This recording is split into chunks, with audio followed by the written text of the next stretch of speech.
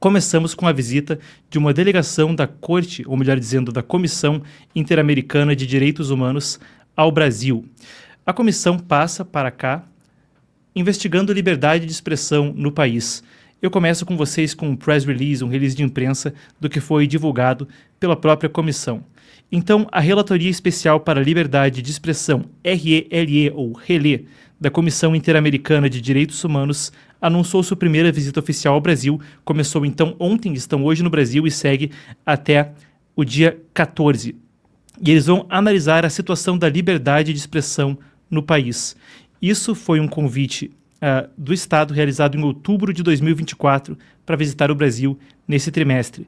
Então, será composta pelo relator especial para a liberdade de expressão, Pedro Vaca Veja Real, assim como por profissionais dessa relatoria para a liberdade de expressão, e devem visitar Brasília, Rio de Janeiro e São Paulo. Então ouvirão amplamente membros dos 3 poderes e do Ministério Público, de organizações de direitos humanos, jornalistas, representantes de plataformas digitais, imprensa e academia, e outras organizações da sociedade civil foram também convidadas a entrar em contato por meio de um e-mail disponibilizado no press release.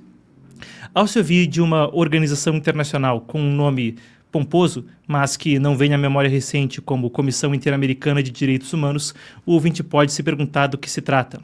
Bom, o Brasil é signatário de algo chamado o Pacto de São José da Costa Rica e um integrante da Organização dos Estados Americanos, OEA, sob a qual atua a Comissão Interamericana de Direitos Humanos. Esse Pacto de São José da Costa Rica basicamente dá jurisdição, então, à OEA para fazer verificações desse tipo. E os signatários têm que estar de acordo com os termos do pacto. Entre eles, tem aqui um artigo em particular, o artigo 13, que fala o seguinte. Resumindo, ele passa por uma série de 5 pontos, mas o primeiro deles: toda pessoa tem direito à liberdade de pensamento e de expressão. Esse direito compreende a liberdade de buscar, receber e difundir informações e ideias de toda a natureza, sem consideração de fronteiras, verbalmente ou por escrito, ou em forma impressa ou artística, ou por qualquer outro processo de sua escolha. E ele delimita, então, que não haveria censura prévia. O Brasil tem estado no cerne de uma discussão ampla sobre liberdade de expressão, que não fica só dentro de nossas fronteiras, mas se expande globalmente. É um momento crítico, afinal de contas, muito do que repercute no exterior a respeito do Brasil poderia ser confirmado ou negado a partir dessa visita. E é de interesse não só aqui dentro, como também fora do país, porque, como dizíamos, vimos anteriormente o Brasil ser referido como um caso sui generis quanto à liberdade de expressão, e que poderia ser um precedente para outros seguindo adiante, algo que chegou a figurar mesmo em relatórios do Congresso dos Estados Unidos. No contexto dessa visita, a gente passa por uma breve retrospectiva a respeito do que foi, no ano passado, um momento caótico quanto à liberdade de expressão no Brasil. Vamos lá então, a gente tem aqui algumas apurações. Primeiro, a gente passa pelo dia 30 de agosto, quando o X, a rede social X, antigo Twitter, foi banida. Temos então a imagem por 39 dias, melhor dizendo, no Brasil. A imagem que vocês veem ao lado inclui o proprietário da rede, Elon Musk, agradecendo a uma organização chamada ADL, ou melhor dizendo, ADF, Alliance Defending Freedom, uma organização que trabalha em diversos órgãos de direito internacional e que milita pela causa da liberdade por todo o mundo, presente em mais de 100 países. Eles aqui pontuam uma ação que realizaram, então pedindo a revogação do banimento da rede social. Ainda seguindo adiante, a gente tem aqui uma carta da ADF, carta sobre a crise da liberdade de expressão no Brasil. Se o escândalo da rede social X não foi suficiente para trazer os olhos do mundo quanto ao assunto em nosso país, talvez essa carta tenha trazido. Signatários que pedem então quanto a uma, ou melhor, comentam sobre uma crise de liberdade de expressão em nosso país incluem Liz Truss, que foi a ex-primeira-ministra do Reino Unido, entre outras autoridades de destaque, parlamentares pelo mundo, ativistas de direitos humanos e jornalistas. Seguindo na retrospectiva, a gente tem adiante um incidente onde Marcel Van Hatten e Gilberto Silva, então 2 deputados federais, Gilberto Silva do PL e o Van Hatten do Novo, foram indiciados por falas na tribuna. Aqui a matéria ao lado é da Câmara dos Deputados, do site, e no qual se relata que Arthur Lira, então presidente da Câmara, criticou, ou naquela época presidente da Câmara, criticou os indiciamentos de ambos por falas na tribuna. Ainda em 20 de dezembro, essa mesma Alliance Defending Freedom, a organização que anteriormente publicou aquela carta assinada por 100 autoridades do mundo todo, e ainda militou quanto ao banimento do X nas redes sociais e nas cortes internacionais. Agora, essa é uma matéria que vem de dezembro, na qual representados pela ADF, congressistas brasileiros, então, desafiavam o que eles consideravam como uma censura estatal ilegal em um órgão internacional, qual pode se perguntar precisamente na Comissão Interamericana de Direitos Humanos, que ora visita o Brasil. É uma retrospectiva interessante que permite dar a dimensão da circunstância e do peso do que agora ocorre. Vale a pena acrescentar momentaneamente também que, ora, enquanto a comissão visita o país, o Rumble, rede social que estava fora do ar, precisamente pelo mesmo imbróglio que passou por X e por outras iniciativas, questão de censura do judiciário, está de volta ao ar. Aqui a gente tem uma publicação do Chris Pavlovski, ele que é o CEO, proprietário do Rumble, e disse que o Rumble, uma companhia americana, está agora completamente operacional no Brasil. Eu acredito Donald Trump pela sua vitória em novembro. O Brasil, a medida do Brasil de rescindir a sua ordem de censura quanto ao Rumble é uma prova de que o mundo está mudando. O presidente Trump está tornando o mundo grandioso novamente. Obrigado, presidente Trump. Fica aí, então, o registro. Coincidência ou não, os motivos não claros, no mesmo dia em que a Comissão Interamericana de Direitos Humanos botou o pé no Brasil para essa visita quanto à liberdade de expressão, o Rumble está de volta ao ar. Muito bem, a gente entendeu do que se trata, fez uma retrospectiva do circunstancial e trouxe um fato periférico de certa relevância. Tamanha é a rede social que está de volta ao ar. Para entender melhor o assunto, a gente conversa agora com o Dr. André Marcília. O Dr. André é o primeiro advogado dos inquéritos das fake news, os chamados inquéritos do fim do mundo pelo ex-ministro Marco Aurélio Mello, que estão no cerne de toda a discussão, talvez, sobre liberdade de expressão no Brasil. Ele também é professor de Direito Constitucional e especializado em liberdade de expressão. Vamos lá, então. Consegue me ouvir, doutor? Boa tarde. Eu sou bem, Marcos. Boa tarde a toda a audiência. Bom, primeiro de tudo, claro, tem muitos detalhes para a gente passar quanto ao caso da visita da OEA e da volta do Rumble, mas eu começo com qual o peso do Pacto de São José da Costa Rica para a gente entender também qual a estrutura legal e qual a significação que isso pode ter. A nossa apuração é de que, enquanto isso não resulta necessariamente em indiciamentos, acusações criminais, a Comissão Interamericana de Direitos Humanos pode fazer recomendações e pode emitir notas que tenham um debate não necessariamente dentro do próprio país, mas sim no debate público e em como o país é encarado internacionalmente. É por aí qual o peso do Pacto de São José da Costa Rica e de órgãos internacionais no direito brasileiro, como a Comissão Interamericana de Direitos Humanos? É por aí. A gente não tem a comissão da OEA, ela não tem um poder de polícia, vamos dizer assim, nem a possibilidade de prender pessoas ou investigar pessoas, como a gente está acostumado a ver no judiciário, normalmente, né? Isso não poderia ser feito, inclusive, porque feriria a soberania dos países, que eles próprios é que podem, exercem o monopólio da violência dentro dos seus próprios estados. Mas esse relatório final da OEA, que vai ser feito, ele pode servir como instrumento de denúncia para amplificar as vozes das denúncias que já estão ocorrendo no dia a dia de uma forma dispersa dentro do país. Então, claro, todo dia a gente tem um caso de censura, todo dia alguém está reclamando de alguma coisa, todo dia o STF vem a público mostrar, enfim, que não é bem assim. Sempre tem esse debate no cotidiano das nossas vidas aqui e do debate público. O que a OEA pode agora é resumir tudo isso dentro de um relatório e isso servir de um instrumento para que aí sim países, não só ela, mas países como, por exemplo, os Estados Unidos, possam pressionar, até do ponto de vista diplomático, o Brasil e até mesmo criar ou ameaçar de alguma sanção econômica, porque a gente precisa lembrar que liberdade de expressão no país, no Brasil, tem a ver com também circulação de mercadorias. É um guarda-chuva econômico hoje as redes sociais e isso tem a ver com também a liberdade comercial e a livre iniciativa.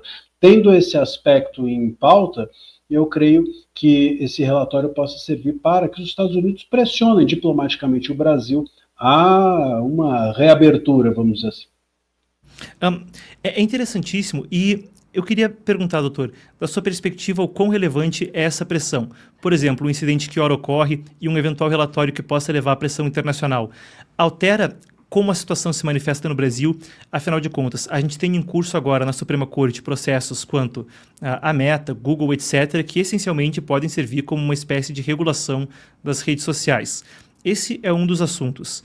Mas há outras iniciativas que tanto vêm do Legislativo ou ora pelo Judiciário quanto à regulação das redes. Pressão americana e o resultado desse relatório, na sua percepção, apesar de, como a gente destacou, não ter um poder de polícia da OEA, podem mudar o resultado desses julgamentos e podem, eventualmente, reduzir esforços do tipo no Brasil? Podem, com absoluta certeza. Aliás, até acho, Marcos, que o poder econômico entre nações é muito mais forte do que o poder de polícia, efetivamente.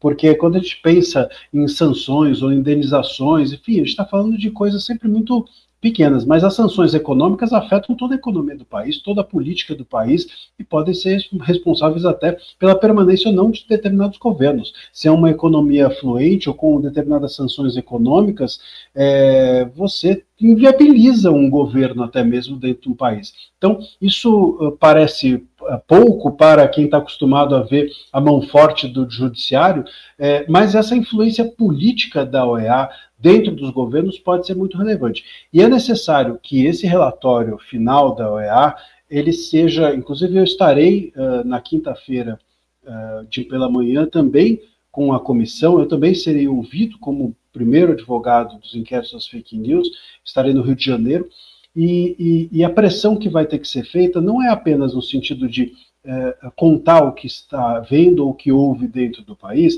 mas também fazer com que esse relatório seja feito de uma forma correta, porque do mesmo jeito que ele pode ser um instrumento de denúncia, depender de como ele for feito, pode servir como um instrumento de legitimação do estado de coisas no Brasil.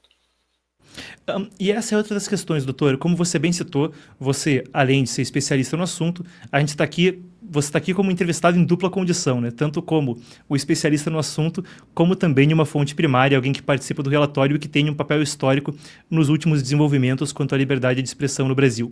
Então, da sua perspectiva, com a sua experiência nesses casos, eu sei que você não vai poder falar para a gente exatamente o que você vai dizer a eles, mas uma pergunta que é legítima é, você percebe que pode ser que esse relatório, a depender de como as informações forem compiladas, sirva, porque muita gente pode esperar que ele sirva de fato como um relatório que comprova à comunidade internacional que há algum tipo de censura indevida no Brasil. A depender do resultado, ele poderia também ter o efeito oposto, de ser um relatório que legitima que a forma como o judiciário brasileiro age é legítima, etc., e que, de fato, não haveria problema com liberdade de expressão no Brasil. Você acha que isso é uma possibilidade real, de que venha a ser um relatório que legitime isso? E o que você está esperando, então, para o seu diálogo com a comissão na quinta-feira? Olha, o próprio fato, né, de nós termos, nesses últimos dias, a reativação de alguns perfis por parte do STF, me leva a crer que haja uma expectativa de que esse relatório possa ser brando. Eu creio que esse foi o gesto, inclusive, do STF, no sentido de criar um ambiente de normalidade no país durante a visita, né? Como a gente faz com a nossa casa, às vezes, quando alguém nos visita, a gente dá uma arrumada para que a visita não perceba que as coisas estão fora do lugar. Depois que a visita for embora, a gente volta ao normal. Pode ser que isso ocorra, mas e pode ser que essa seja apenas uma expectativa da corte e que, enfim, o relatório final não siga nesse sentido. A gente vai ter que observar, não tem como prever isso agora. O fato é que, e essa é uma conversa que eu tenho ouvido de diversos institutos, associações envolvidos nessa questão, me parece que a questão básica é que até agora se tem zero. Então, o que aparecer, é necessário que a gente se apegue, porque pior do que está não há como ficar. Então, o relatório vindo, a expectativa é que ele possa, no mínimo, alimentar ou realimentar ou levar para fora um debate público que é feito hoje aqui dentro do país, apenas dentro do território nacional. A minha expectativa é essa, e eu creio que é necessário que a gente faça isso. A minha conversa na quinta-feira com o primeiro advogado dos inquéritos vai ser nesse sentido. Para você ter uma ideia, Marcos,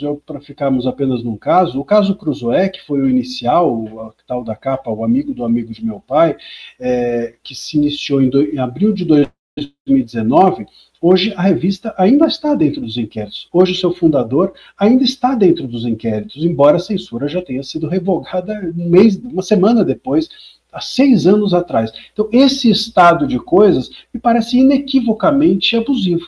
E coisas assim é que eu, pelo menos, pretendo levar. Bom, acho que o senhor já respondeu então sobre arrumar a casa, mas o Rumble liberado no Brasil sem mais explicações, provavelmente devido à visita da Comissão Interamericana de Direitos Humanos, na opinião do senhor. Pois é, jogar poeira para debaixo do tapete. Me parece que é isso. Até porque, Marcos, se a gente for observar, alguns desses perfis que foram reativados, parte dos donos, dos titulares, dos usuários desses perfis, estão com medidas cautelares que impedem que eles usem as redes. Então você tem o seu perfil reativado, mas você não pode postar. Senão você toma uma multa ou pode até ser preso, no caso de ser uma medida cautelar criminal. Então a gente está diante de situações que não houve uma revogação absoluta da censura. Esses posts, os posts anteriores desses perfis foram apagados. Se eles cometerem ilícitos, vai haver uma multa de R$20 mil para cada ilícito, sendo que a gente não sabe direito o que é ilícito ou o que é lícito dentro desse cenário. Então, é uma censura para inglês ver ou para colombiano ver, me parece. Uma revogação para colombiano ver. Bom, tá aí então, para quem não entendeu a piada, o Pedro Vaca Villarreal, que é então o relator que vem ao Brasil, é de origem colombiana. Muito obrigado então por nos ceder o tempo, doutor, sempre um prazer conversar e a gente segue acompanhando os desdobramentos quanto à visita da OEA e o que vem do relatório da Comissão Interamericana de Direitos Humanos avaliando liberdade de expressão no Brasil. Muito obrigado, ótima tarde. Obrigado, Marcos. Depois da reunião eu conto tudo aqui para vocês. Perfeito, aí sim. Quinta-feira aqui no Epoch Times, aguardem, pessoal. Muito obrigado, doutor. Abraço. Muito bem. Vale acrescentar ainda, para a gente encerrar a reportagem, que o Rumble, ou melhor dizendo, a Casa Branca abriu também uma conta no Rumble recentemente. Então fica aí uma legitimação ou um reconhecimento que vem por parte do governo de Donald Trump quanto ao assunto.